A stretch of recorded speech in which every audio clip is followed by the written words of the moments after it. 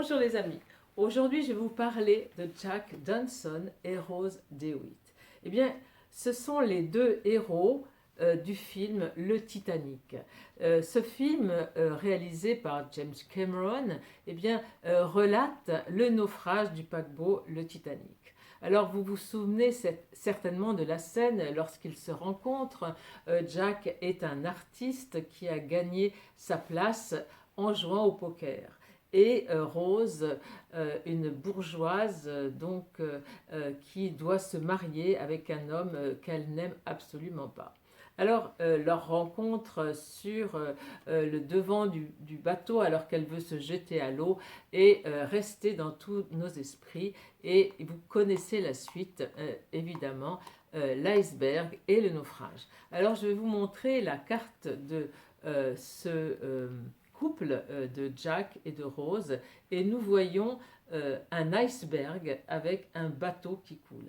Alors si vous tirez cette carte dans un tirage, vous n'allez pas couler et encore moins chuter. C'est l'histoire de ce film, ce n'est pas la vôtre. Par contre, il est certain que face à une personne ou à une situation, vous allez rencontrer de la froideur. Un iceberg, c'est froid. Eh bien, vous ne serez pas très chaud devant cette personne et cette situation. Alors, il est important aussi de parler de l'eau. Dans ce film, l'eau tient une importance considérable, puisque plus les minutes passent et plus l'eau rentre, envahit ce paquebot. Alors, qu'est-ce que c'est que cet élément eau?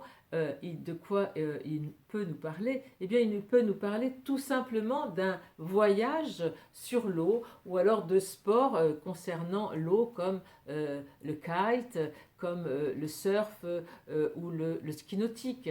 Eh bien, nous pouvons aussi parler d'inondation, d'un problème de dégâts des eaux ou de pluie importante comme nous avons en ce moment.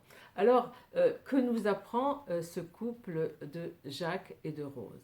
Eh bien, ce sont deux personnes de classes très différentes. Eh bien, il faut comprendre que l'amour est plus fort que tout cela et que ça ne compte plus quand on s'aime. Tout ce qu'on a appris, tout ce qu'on représente, eh bien, l'amour est beaucoup plus fort.